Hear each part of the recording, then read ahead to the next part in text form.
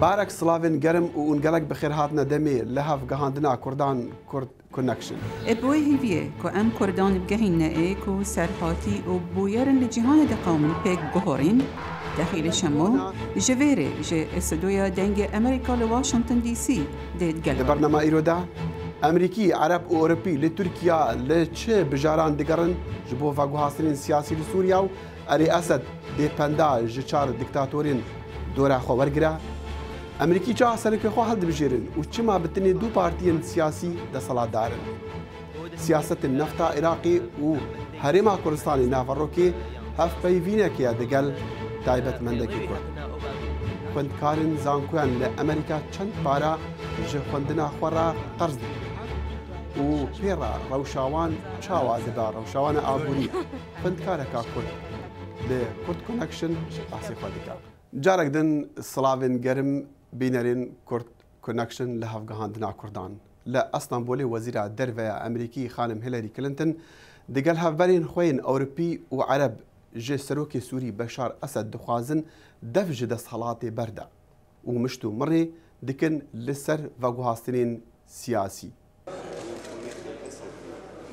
لا اسطنبولي وزير الدرفيا مشتو مركرين لسر دانانا فشار بيتر لسر الرجيم اسد أفعل لدمك يا بيجوانيري نفنتوي كوفي أنان هجداريا شرك نافال سوريا ددتنو تيك چونا تناهيا هرمي أجر كريزا سوري چار سر نبتن. We are drifting if we are not already in a sort of a civil war. نتويني قرتي دي بيشتن هيزن حكومة سوري رينا دا يوان بچن فاكوليني بكن دي كشتنكاريا كا مزرعة القبير دا لباريز جها حما بشتي كشتنكاريا حولا يا لحمصي. ليبا بسيار أوا أري سروك أسد دي باندا ورقرا جي چارنويسي دكتاتورين لبوهارا عربان جدست حالاتان در كفتيم ده صالوني فين سر هلدانا عربان ده چار دكتاتور جي حكمي هاتن لادان زين العابدين بن علي تونسي لدربدرية معمر قذافي ليبيا بآليكاريا هزن ناتو هات لادانو بدستي ليبيان هاتا كشتن ليمني علي عبد الله صالح بچار سريكا دبلوماتيك رازي بو دا صلاة دا جيغريخا و دور كفت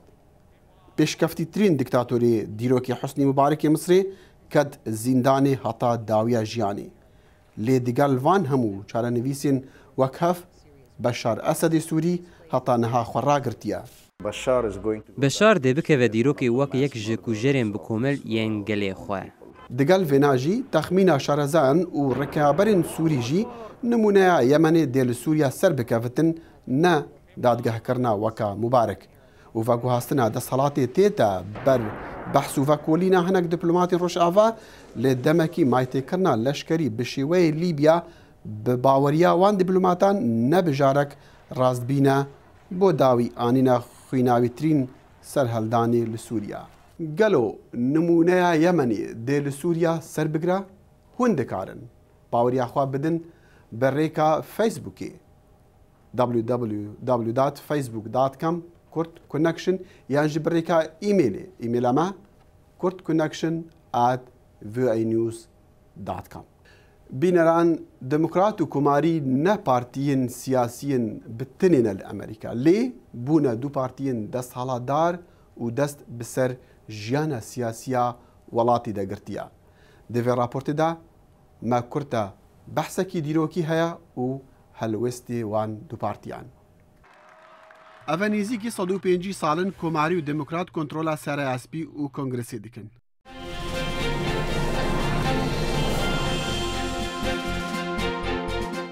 راهن وان دو بارتيان ود گرن دسپیکا دامزراندن امریکا لسالن 1700 نيفا سالن 1800 وان جهگرت و هطان هاجي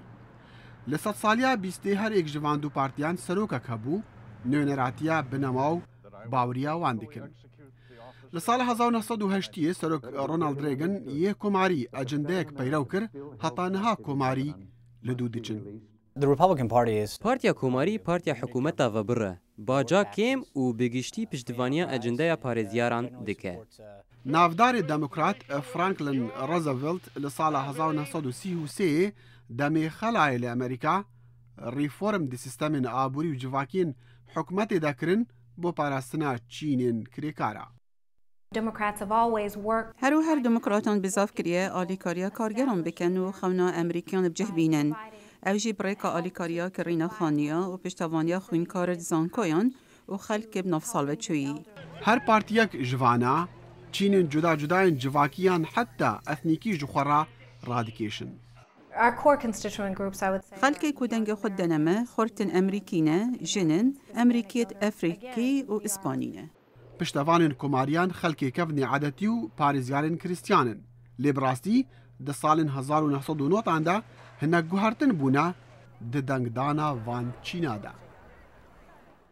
بینران اندزانن عراق ولاتك دولة مندي نفتية وجنفتي ده هاتكي زحف جيرتي لي قالك شارزا باوردكن كيشين سياسيين مظن العراقي إيرو جبر نفتينا متايبت مندكي كرت بلال وهاب ميفاني برنامج كرت كونكشن كريا كو امجي برسين هاتا چندي أفر راسته هەڵبەتەوە کێشانەی کە لە نێوان حکوومەتی هەرێمی کوردستان و حکوومەتی ناوەندا هەیە کە سەرەتا بۆ دەستی پێکرد کە ئەم بەندەی دەستور مادەی 111 112 چ مانایەکی هەیە ئێستا گەیشتوتە ئاقارێکەوە تەنها وڵاتەکانی دەوروبەریش تێکەڵی ئەو سیاسەتە بوون هەڵبەتە ڕێڕەوی هاتەنا ئەو بابەتەوە نەوتە بەڵام نەوتیش ئەفرۆشی عێراق نەوتەکەی فرۆشی و پارەکەی باش پێ دەکاتن سەری نەوت لەوایە سەری نەوت لەوایە چونکە کاک دەخیل ئەو وڵاتانەی کەوا فێری نەوت فرۆشتن ئەبن ئیتر تااقەتی هیچ بواریکتری ئابوووریان نامێنێ جنابەت سەریم حاڵەتە بکە لە ساڵی هەفتاکانە کاتێکەوە وڵاتانی ئۆپێک دژی سیاسەتی ئەمریکا بەرامبەر بە ئیسرائیل ویستیان کارێک بکەن هەڵسانەوتیان ئەمە نەوتت پێ نافرۆشین بەڵام لەو کاتەوە تا ئێستا ئەم وڵاتانی کەوا نەوتیان هەیە ئەوەندە پشتیان بەستووە بە نەوت هیچ بوارێکی تری اقتصادیان نییە ئێستا ئەمریکا ئەڵێ ئەگەر بەگوێم نەکەی نەوت لێ ناکڕم پێش چەندێک شاندێکی تایبەتی نەوت بواری نەوتی عێراقی لە واشنگتن بوو توێژەیان کردو لەگەڵ کاربدەستان لە واشنگتن حەزم دەکرد بزانم ئەم توێژانە بەپێ ئاگاداریت مەبەستیان ئەوە بوو ئایا ئێران تەنگاوکەن نەوتی عێراق زیاتر بفرۆشن چونکە خۆی دەزانی ئەوە هەڵبژاردنەکانی ئەمریکانی زیی بووتەوە ئێستا کەمپین هەڵبژاردنەکان ڕاستەکەی چەند ئاقارێکی هەڵبەت هەروەکو چۆن وەفدێکی حکوومەتی عێراق هاتبوو بە هەمان شێوە وەفدێکی حکوومەتی هەرێمیش هاتبوو هەڵبەتە هەردوو لە دەیانەوێ لایەنی ئەمریکی بەرەو خۆیان ڕابکێشن بەڵام وەکو جنابەت فەرمووت هەرچەندە ئەم کێشە سیاسیانە هەیە هەرچەندە ئەم کێشانە لەسەر مافی دەرهێنان و فرۆشتنی نەوت هەیە بەڵام چ عێراق و چ هەرێمی کوردستان پابندن بەناردنی نەوت چونکە لەو کەسێک کە ئیکرە زیاتر پێویستمان بە فرۆشتنی نەوتەکە هەیە بۆیە ڕاستی سیاسەتی ئەمریکا تا ئێستا سیاسەتێک بووەکەوە زۆر خۆی هەڵنەقورتاندۆتە ناو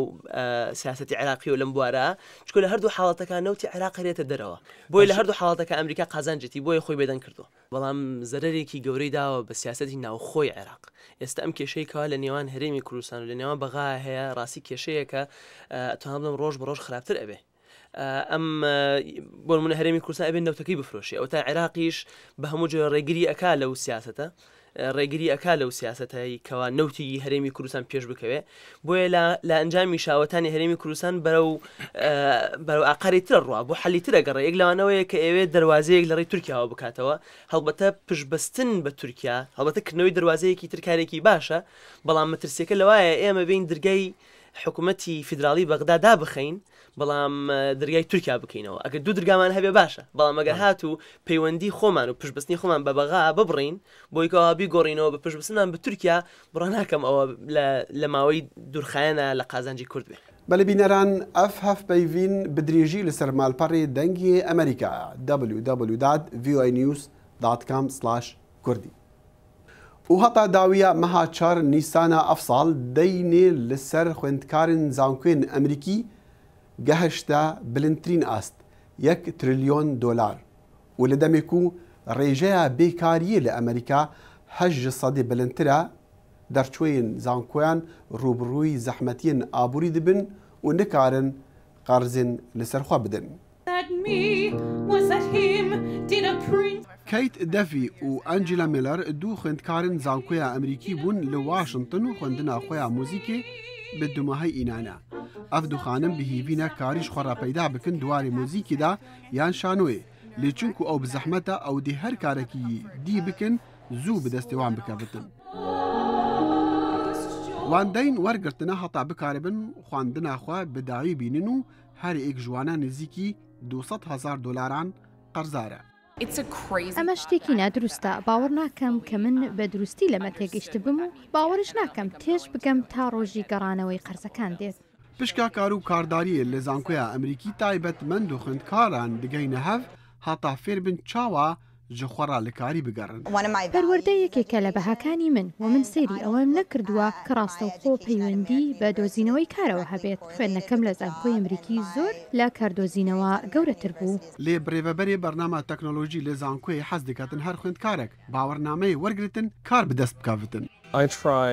Ez hewl didim kar ji her yekî ji wan re bibînim. Wan pereyê zêde dane heta ku gihiştine vê qonaxê. Niha zanku hez dikin eva bûye pirsgirêka wan û dîtina kara pişkeke ji berpirsyariya wan.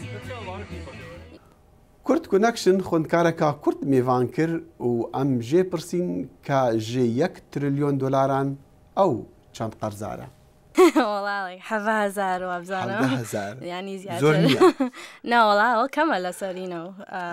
باركة كأتواني وريقي براورد لقل طلبة كان ديك رانجا 17000 زور كان بيت حزم نكتو كميك باسي أو بكي شون أو بارده دريبة خون كان جرانتا كان أتواني باركة نيتو بس وكو لون هي دو لون هي بيا باركة بيتو دواي ششمان كمكتب تاوكد باشا ريجيك يعني طلبيكي بلين مام ناوندي داهاتكي مام ناوندي بي تاخد نكي تاعدك تا بكالوريوس كما بدلين باجلرس ورقري نزيكي چند قرض لحكومة ورقري لواتش like 8000 بو سالك and 4 ساله and you know بارك زيادة يعني ل 3000 زيادة دكاتره 3500 رجنا خان من دزانم دواي اوي ك طلبيك لزانكو تخرج بكدرشي دواي 6 مانك حكومة داوای پارەکەی خۆی دەکاتن. ئێستاش لەم چەند ساڵەدا ڕێژەی بێکاری زۆر بەرزە خوێندکارێکی زانکۆ تەخەڕج بکاتن ئەوە بکات زۆر بە زەحمەت کار دەتوانێت کار پێیا بکاتن زۆر زەحمەتە. لەو حاڵەتەدا خەڵک چی دەکەن ینی گەنجەکان چی دەکەن؟ وڵا قورسە چکە جاری واگەر ئیشوەر ناگری ناتوانانی پارەکە بیتەوە ئەبێ پرسیاریان نەکەی بۆی کاتەکە درێژتر بکەن تاکو ئەتوانی ئیشێکی کە بدۆزیتەوە بۆی پارەکە بیتەوە یان جاریوە ئینترستەکە زیاترە بێ ینی ئەبێ دوایی زیاتر پارەکە بیتەوە گەر یەکسەر دەست پێنەکەی پارەکە بیتەوە دوای 6 مانگ دوای تەخەڕوجەکەت. تۆ بڵێ ئەم بابەتە ببێ بە کێشەیەکی سەرێکی لە هەڵبژاردنەکانی داهاتوودا ئۆبامە بتوانێ ئەمە بەکاری بێنێ بۆ قازانجی خۆی؟ جاری پێشتر ئەوەشی بەکارێنە اینجا یارمەتی ئێمە یا بە تەلەبەشتیوا with loans and ئەم هەموو شتانە بەس نازانم ئەگەر ئەم جارە ئیشەکە بۆی. ڕێژنەخان حەزم دەکرد بزانم تۆ لە جۆرج مێسن چی دەخوێنیت؟ سایکۆلۆژی خوێنم. سایکۆلۆژی تەواوت کردووە ئەم ساڵە؟ بەڵێ. و بەتەمای بەردەوامی